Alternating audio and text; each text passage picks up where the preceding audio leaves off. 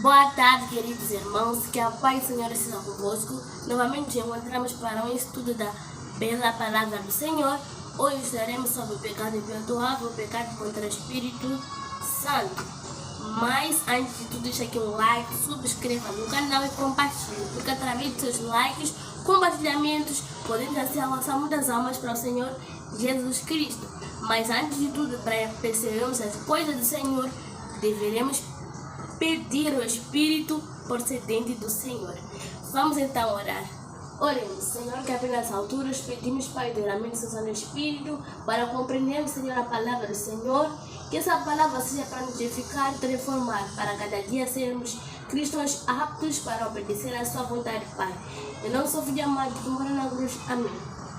Hoje, como estava dizendo antes, estudaremos sobre o pecado imperdoável, o pecado contra o Espírito Santo. Para melhor compreendermos, devemos saber primeiro o que seria o Espírito Santo. O Espírito Santo, segundo o dicionário .com.br, diz assim: é a terceira pessoa da Trindade na doutrina cristã. Diz que será o segundo dicionário .com.br. Então, mas também vamos entrar na palavra Senhor, porque ela nos fala um pouco sobre isso. No livro de 1 Coríntios, no capítulo 12, 1 Coríntios, no capítulo 2, e versículo 12, diz assim: nós, porém, não recebemos o Espírito do mundo, mas o Espírito procedente de Deus, para que entendamos as coisas que Deus nos tem dado gratuitamente. O Espírito Santo é um Espírito procedente de Deus, porque existe também o Espírito do mundo. E para ter, também no livro de 2 Coríntios, no capítulo 3, versículo 17, diz assim: ora, o Senhor é o Espírito, e onde está o Espírito do Senhor, ali há liberdade. Então, o próprio Deus também é o Espírito, então o Espírito Santo é o Espírito procedente do Senhor e faz parte também da Santíssima Trindade. Continuemos. Vamos perceber agora qual seria a função do Espírito Santo, porque sabemos que Deus tem a sua própria função, o zelador do universo, e temos também Cristo, a sua própria função, que se subdivide em duas partes, antes da cruz e depois da cruz. Cristo, antes da cruz, era o Criador, é o Criador do mundo. Segundo o livro de João, capítulo 1, ele fala que Cristo sim é o Criador do mundo. Mas vamos falar no próximo vídeo sobre isso.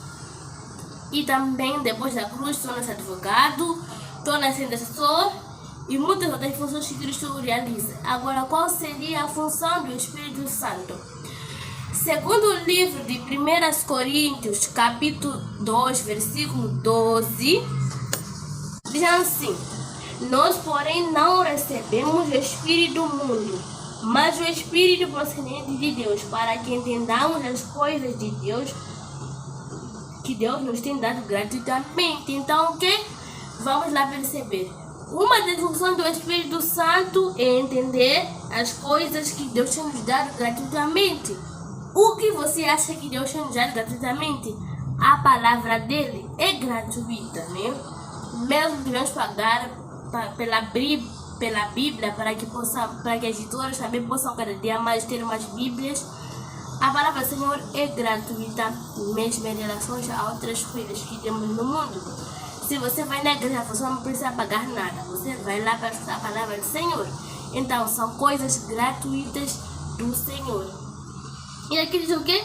Uma das funções do Espírito Santo é entender as coisas do Senhor. Por isso que então é importante a oração, pedir pelo Espírito Santo antes de estudar a palavra do Senhor, para que possamos compreender as coisas do Senhor. E também no livro de João, no capítulo 16, versículo 17 a 12, diz assim: mas eu lhes afirmo que é para o bem de vocês que eu vou. Se eu não for, o conselheiro não virá para vocês, mas se eu for, eu enviarei. Quando ele vier, convencerá o mundo do pecado, da justiça e do juízo. Do pecado, porque os homens não creem em mim; da justiça, porque vou para o Pai e vocês não me verão mais; e do juízo, porque o príncipe deste mundo já está condenado. Tenho ainda mais que lhe dizer, mas vocês não podem suportar agora. Agora vamos para o 13. Quando o Espírito da verdade vier, ele o guiará a toda a verdade. Segundo as palavras de Cristo, percebemos que o Espírito também tem a função de ser conselheiro. Como assim o Espírito Santo tem a função de ser conselheiro? Nós, seres humanos, dizemos que quando alguém, por exemplo, não quer roubar, ou alguém rouba, né? Um exemplo simples, alguém rouba, depois a pessoa fica com a consciência e diz, minha consciência está pesada, eu não consigo, eu vou dizer que eu roubei essa coisa de estar falando X. E isso aqui chama-se Espírito Santo, muitos chamam consciência, mas é o Espírito Santo que foi dado da parte de nós para nos convencer da verdade, para nos convencer do pecado e da justiça, porque nós sabemos, para os cristãos da moral, você sabe que Satanás está condenado, Satanás está à procura, quer levar muitos para ser condenado para com ele. Para que isso nós aceitemos que Satanás foi condenado, foi porque o Espírito do Senhor foi derramado quando Cristo morreu na cruz. Ele é conselheiro, ainda nos leva para o caminho da verdade, né? Segundo o livro de João, capítulo 16, versículo 17, versículo 13, que diz assim: mas quando o Espírito da verdade vier, ele os guiará a toda a verdade. Não falará de si mesmo, falará apenas o que ouvir e lhe anunciará o que está por vir. É dizer, que o Espírito Santo anunciará o que está por vir e ainda nos guiará pelo caminho da verdade. Vamos continuando ainda mais para qual seria então esse pecado imperdoável que Deus não perdoa. Vamos lá para o livro de Mateus, capítulo 13, de versículo 31 a 32. Diz assim: por esse motivo eu lhe digo, todo pecado e blasfêmia serão perdoados aos homens, mas a blasfêmia contra o Espírito não será perdoado. Todo aquele que disser uma palavra contra o Filho do Homem será perdoado, mas aquele que falar contra o Espírito Santo não será perdoado, nem nesta era e nem na que há de vir. Ou seja, por que será então que o Espírito Santo é um pecado tão... Falar contra o Espírito Santo é um pecado tão perdoável? Percebemos que o Espírito Santo é um Espírito procedente de Deus. Também percebemos que quando Cristo morre na cruz, nem ele vai para o Pai, e derramado aqui o conselheiro, que é o Espírito Santo. O Espírito Santo é o conselheiro das ações do homem. Aquilo que nos faz, não faça isso está errado na nossa mente. Aí você diz aqui, consciência onde é o Espírito Santo. Aquilo ainda que nos fala que, algo no coração que diz, não vai aí, depois quando você não vai, descobre que necessita alguém morrer enquanto você está passando esse caminho. Então, esse é o Espírito Santo. Muitas vezes, quando nós, por exemplo, o adultério, um exemplo para cada adultério. Ou, eu sei que perante Deus o adultério é algo errado. A consciência constantemente diz, não adulterarás. Ele continua a adulterar. Tantas vezes, o pecado contra o Espírito Santo não é uma coisa de um dia. É um pecado que acaba sendo cíclico, repetitivo. Muitas vezes repetimos, até que chega a um ponto terrível, que o Espírito Santo do Senhor sai de nós porque já não tem lugar em nosso coração. Vamos perceber depois disso.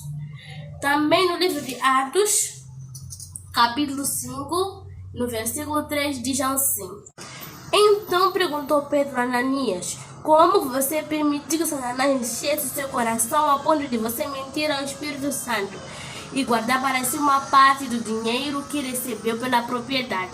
Aqui sobre Ananias e Safira, uma história para os que estudaram o livro de Atos. Depois que Cristo vai para o reino dos céus com o Pai, sentar-se à direita do trono do Pai. Depois do acontecimento de Pentecostes, os cristãos enchidos do Espírito Santo, como Cristo tinha prometido para seus discípulos, eles começam a repartir os seus bens para assim todos terem para os necessitados da sua própria igreja poderem se repartirem, partiam o pão juntos, estavam em uma plena comunhão. Mas onde há trigo também há joio. E aqui temos Ananias e Safira, homens que queriam fazer o trabalho para Deus, mas com o coração em parte. Uma parte para o mundo e uma parte para Satanás. Nesse pecado contra o Espírito Santo de Ananias, nesse caso o marido de Safira, percebemos que ele permitiu que Satanás enchesse o seu coração a ponto de ele mentir ao Espírito Santo. No pecado contra o Espírito Santo, que é um pecado imperdoável, percebemos que Satanás enche seu coração, porque não é um pecado que é feito em um dia. Pode demorar muito tempo para que o pecado contra o Espírito Santo se torne um pecado contra o Espírito Santo. Hoje pego contra o Espírito Santo, contra a minha própria consciência, amanhã de novo, depois da manhã, e continuamente. Ananias e Safira foi isso. Eles tinham que dar o dinheiro, eles venderam a casa e ainda planejaram isso. Demoraram muito tempo para poder vender a casa e planejar que deviam dividir. E eles decidiram que uma parte do dinheiro guardariam para eles e outra parte dariam à igreja. E eles mentiram ao Espírito Santo. Com certeza a consciência constantemente dizia, o Espírito Santo dizia constantemente, não façam isso, não façam isso. Mas eles negligenciaram a voz do Espírito Santo. Muitas vezes nós fazemos a mesma coisa, mas não sabemos disso, isso é errado, mas é um grande pecado.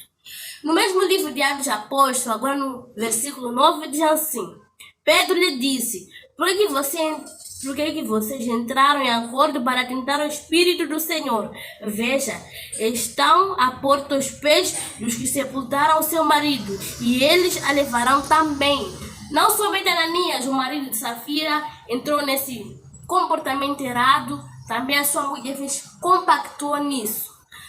A sua mulher também sabia disso mesmo, se calou e não protestou consoante esse comportamento do marido. E também Safira também queria, ambos tinham coração, o espírito de Judas, de cobiça pelo dinheiro, de gostar muito do dinheiro, que é um perigo. Como diz o apóstolo Paulo, o dinheiro é a raiz de todos os males. Dessa vez, Safira e Ananias sofreram isso. Safira acabou de morrer porque tentou o Espírito Santo. E nós muitas vezes tentamos. Nós não vamos morrer porque essa já nem é de Deus, nós moramos, mas quer que nós nos perdoamos. Ananias e Safira morreram porque Deus sabia porque eles deveriam morrer. E nós claramente que pouco a pouco morreremos espiritualmente. Então vamos perceber o que acontece então quando nós pecamos contra o Espírito Santo para se tornar um pecado imperdoável. Então, no livro de Hebreus, capítulo 3, versículo 12, diz assim: Cuidado, irmãos, para que nenhum de vocês tenha coração perverso e incrédulo que se afaste do Deus vivo. Ou seja, quando pecamos pelo Espírito Santo, ao endurecimento do coração, se tornamos pessoas incrédulas e se afastamos de Deus. Para perceber por que nos afastamos de Deus, percebemos que o Espírito Santo é um Espírito procedente de Deus. Quando nós, em nosso coração, constantemente renegamos a vontade de Deus, constantemente, ciclicamente, muitas vezes, acaba com que o Espírito do Senhor acaba por sair de nós, como consequência da negligência ao Espírito Santo. Então, no livro de Hebreus, capítulo 12, no versículo 15, também fala um pouco mais sobre esse assunto. Diz assim: Cuidem que ninguém se exclua da graça de Deus, que nenhuma raiz de amargura brote e cause perturbações, contaminando a muitos. Ou seja, no pecado contra o Espírito Santo, nós mesmos nos excluímos da graça de Deus. Porque, como já tinha dito, o Espírito Santo é um Espírito procedente de Deus. Então, quando nós não ouvimos já o Espírito Santo, também nós vamos ouvir ao próprio Deus. Aqui diz ainda, como consequência de excluirmos da graça de Deus, da presença de Deus de amor, acaba botando em nós sementes da amargura, ou seja, coração mau. E como que nós aprendemos com o próprio Cristo quando uma casa está vaga, não tem o Espírito Santo? Quem vê o Espírito maligno, qual seria a casa? Nosso corpo. Quando nosso corpo não tem o Espírito do Senhor, Quem vem são os espíritos malignos. Quais são os espíritos malignos? Quando nós decidimos entregar nossa vida a Cristo, nós temos rápidos comportamentos errados. E quando Cristo vem na nossa vida, aquele espírito imundo é banido do nosso corpo. Mas quando nós decidimos abandonar a Deus, vem aquele espírito imundo que nós tínhamos, os comportamentos imundos e ainda muito mais. Como consequência da exclusão de Deus, é perigosíssimo o pecado contra o Espírito Santo. E como consequência ainda também, acabamos por contaminar a muitos, pois muitos ainda têm a sua fé baseada consoante a fé de outros irmãos. Porque está falando, irmã está falando X, é uma irmã muito devota, entrega a Deus. E ela abandonou a igreja, ela vai abandonar a igreja, algum problema nessa igreja. Então dizer que a igreja está acabada porque muitos irmãos abandonaram. Não, a nossa fé deve continuar alicerçada em Cristo Jesus. Nesse tempo que nós estamos, não é tempo que a nossa fé esteja dependendo dos outros, mas a nossa fé deve depender simplesmente de Cristo Jesus. Novamente no livro de Hebreus, no capítulo 3, no versículo 16, diz assim, e também às 8, diz assim: quem foram os que ouviram e se rebelaram? Não foram todos os que tirou Moisés do Egito? Contra quem Deus esteve irado durante 40 anos? Não foi contra aqueles que pecaram, cujos corpos caíram no deserto? E a quem jurou que nunca haveriam de entrar no seu descanso? Não foi aqueles que foram desobedientes? Não sei o quê? Mas o que acontece? Nunca entraremos no descanso de Deus. Por quê? Porque pecamos contra o Espírito Santo.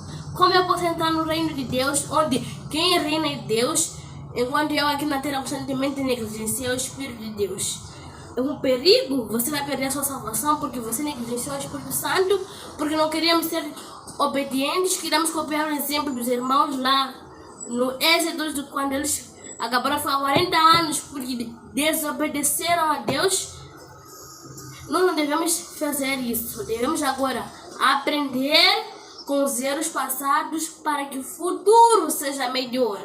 Não devemos errar da mesma forma como Israel sanguíneo errou. Agora somos Israel espiritual, os descendentes de Abraão, porque cremos em Cristo. Devemos traçar uma história diferente da Israel carnal. Como Deus é misericordioso e amoroso, Ele não somente nos dá os erros que nós praticamos, mas Ele nos dá a forma de vencer a esses erros. Então, como nós podemos não pecar contra o Espírito Santo?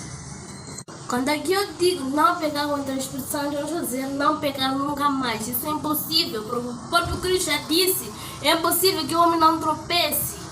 Porque ainda tem pecados que ainda não sabemos, ainda tem pecados que ainda nós estamos lutando para deixar, mas ainda estamos nesse estado. Os pecados que ainda não sabemos, nós não somos culpados por continuar a pecar.